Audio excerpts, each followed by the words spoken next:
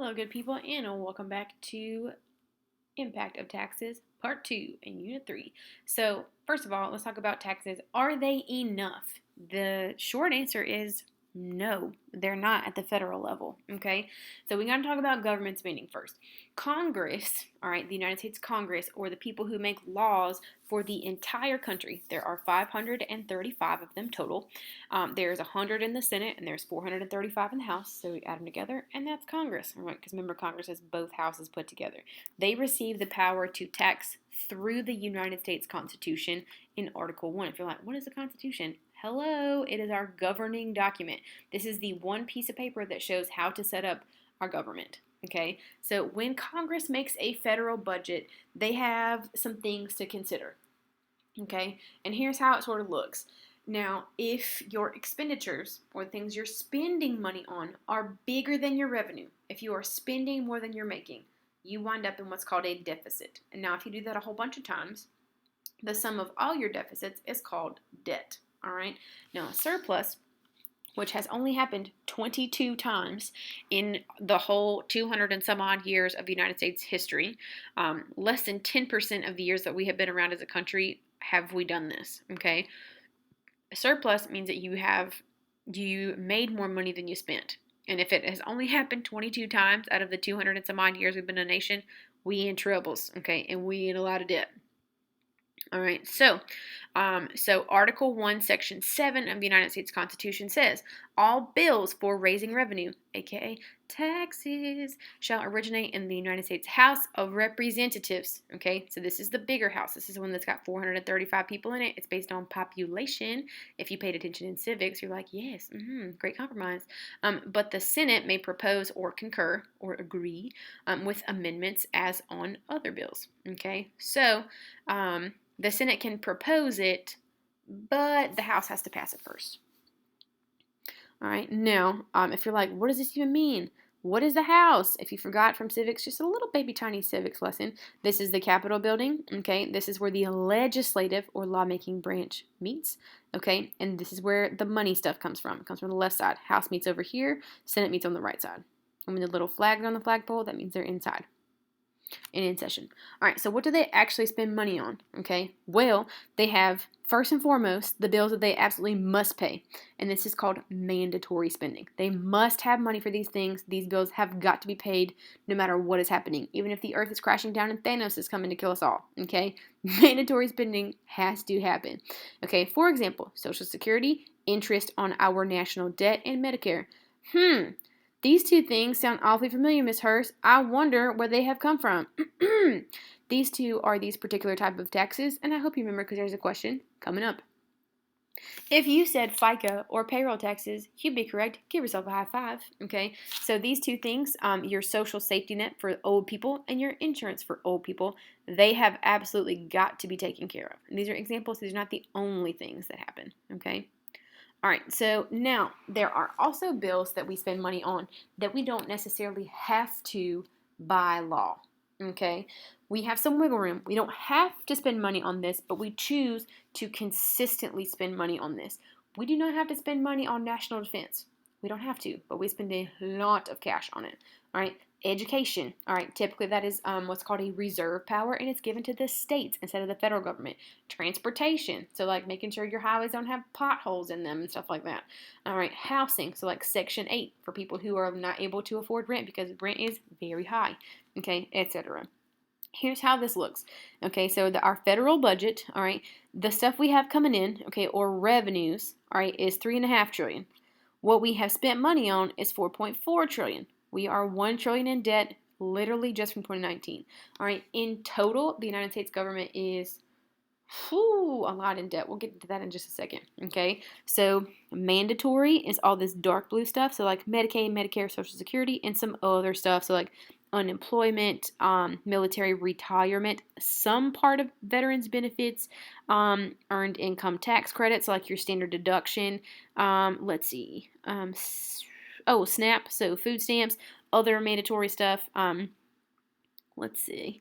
So, and then discretionary, and then interest. We got to pay interest on our debt, which is 375 billion with a B dollars. Okay, and then discretionary spending. This is the little chunk. This piece of the pie right here is what we are able to have wiggle room about. Notice how defense is there, and then non-defense will be like education, transportation, other veterans benefits, health. Like Obamacare was a big deal. In the past few presidential election cycles, because it does take a lot of money to fund national insurance. All right, hence Medicare and Medicaid. All right, so total mandatory spending in 2015. I know it's a little bit old, but it's pretty much the same, just it's up at like $1 trillion or so. Medicare, food and agriculture. You listen, no farms, no food. All right, veterans benefits, transportation. So like airplanes, train. This is like public transportation. Okay, so like public trains, buses, stuff like that, random other stuff. And then Social Security, unemployment, and labor is this whole big old chunk. Okay, and then our discretionary spending. Here's defense, which is literally half of our discretionary spending, and then everything else that we could chop. Okay, typically defense does not get chopped because telling someone that we are making our military smaller like freaks people out. Okay. And we'll get into that in a later lesson. All right, so let's talk about balancing the government budget. Okay, so at the federal level, it's not legally necessary for us to balance the budget. We are allowed to continually be in debt. Okay, all right, now the balanced budget amendment. Okay, because remember the Constitution has 27 amendments, little changes. An extra amendment, so what would be the 28th Amendment, has been proposed multiple times. There was one that was introduced in 2017, another one just in 2019 here recently. There were multiples that were introduced since the year 2000. It has never passed, okay, because changing the Constitution is extremely difficult. If you forgot from civics, it's difficult, okay. Here's the thing, though. At the state level, you must balance the budget. You cannot spend more than you make, okay? So you got to make sure that whatever you're bringing in taxes is exactly or a little bit more than what you're spending, okay? So there is legislation, and it has passed, and it is part of the North Carolina Constitution. So our state governing document in Article 3, Section 5, and it says, let's hop over here to that. All right, y'all, this is one sentence, so prepare yourselves. The total expenditures, or what we're spending money on for the fiscal period, aka a year, right, one budget cycle, shall not exceed, why does this word say expand? All right, shall not exceed or be bigger than the total of the receipts during that fiscal period and the surplus remaining in the state treasury of the period, okay? So you have got to make more than you spend at the state level. Must occur. All right, so how much should a government tax people? Well, there are two schools of theories, okay? One is classical and the other is Keynesian. This word is pronounced Keynesian, all right? So classical school says private property should rule, individuals should rule, and the government should not get involved in trade. You should just let the trade fall where it does. And this is known as what's called the invisible hand. This is a listening check. Please go ahead in your left-hand side in the questions margin where you got that little extra space. Let's go ahead and put invisible hand. Not a literal hand, because that would be creepy, just like wandering around. But this means an invisible hand, like businesses are going to regulate themselves because they're going to have competition, and competition is going to bring prices down and bring rules together, okay? And since they want private property and they want the government to not get involved in trade, therefore, if the government is not involved, it can be smaller, okay? And a smaller government means it needs less taxes to operate. If it's smaller, it needs less money to function, okay? On the other hand, Keynesian economics, all right, says that the government should get involved to fix economic issues, all right? And this weird word comes from this man named John Maynard Keynes. He was a British economist, and he comes up with this like giant theory, and it's like, hey, let's get the government involved. Now, if the government needs to get involved and fix economic issues, the government has to be bigger.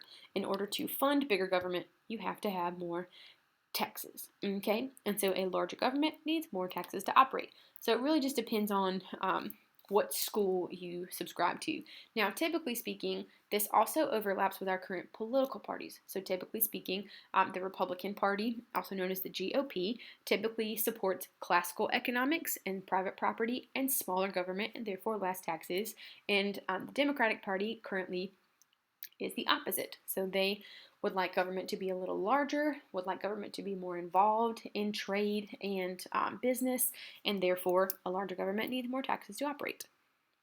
All right, now the one controversial tax is a wealth tax that kind of just hinges off of this last thing. So a wealth tax impacts the top typically 1 to 3% of Americans. It's less than 1,000 people.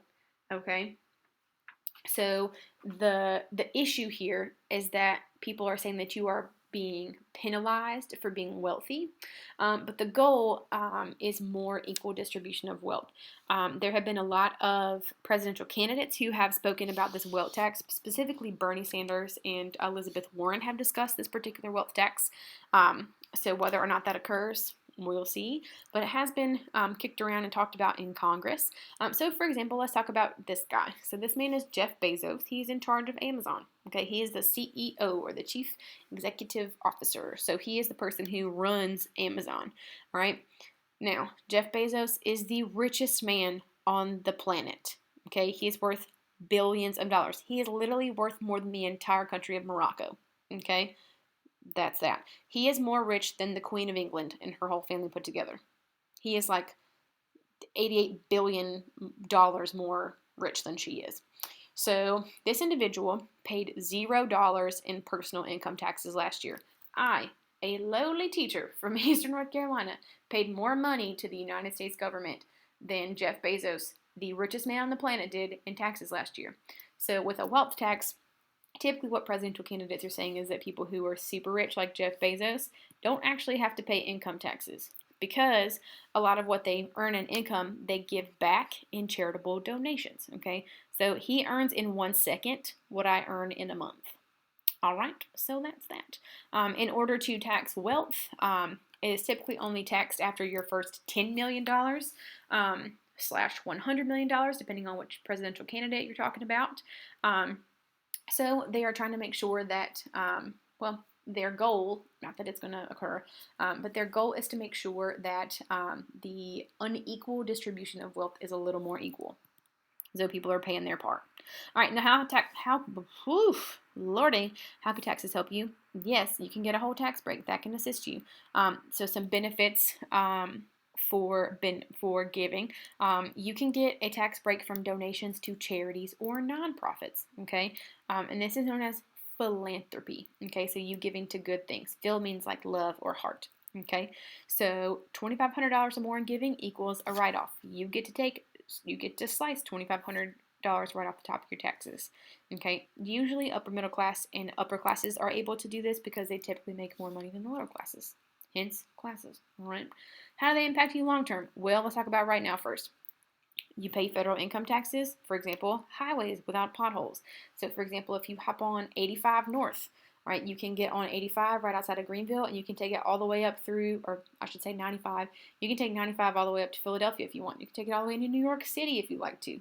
Okay, not falling into a pothole is the result of federal income taxes. Okay, for state income tax, for example, you get to go to public school for literally $20 in school fees. That's it. Okay, making sure that you have your supplies that you need plus your $20 in school fees, and you get an education. All right, for local, that is a property tax. That is like trash services or teacher supplements or utilities and that kind of thing. All right, now eventually taxes are going to come back to haunt you when you retire. Okay, so when you stop working officially and you start drawing what's called Social Security, okay, you are going to increase in your brackets over time because typically speaking, people earn more money over their lifetime. So you've got to pay taxes on your retirement account or the money that you saved up over your lifetime, either now or later, okay? So if you have deferred taxes, this means you pay later, and you're going to pay the highest bracket that you're in, all right? So let's say, for example, this is probably not going to happen, but let's say I make 85 grand when I retire, and I'm going to have to pay my top tier in taxes on that money. Now, if I have pre-tax retirement account, I pay my taxes now, and I pay the lower one, so that when I retire, I don't have to pay taxes anymore because I already have, okay, on my retirement account, not straight up income tax. You still have to pay. All right, so we have a whole day on retirement. We'll get to that later. So why save now? Basically, you have this cool thing called compounding interest, and your money will double after certain time frames by literally leaving it alone, by letting it sit there. Okay, so how often? Well, it depends, and we'll get into that calculation a little later. But that has been our unit on taxes. Congrats, you have survived.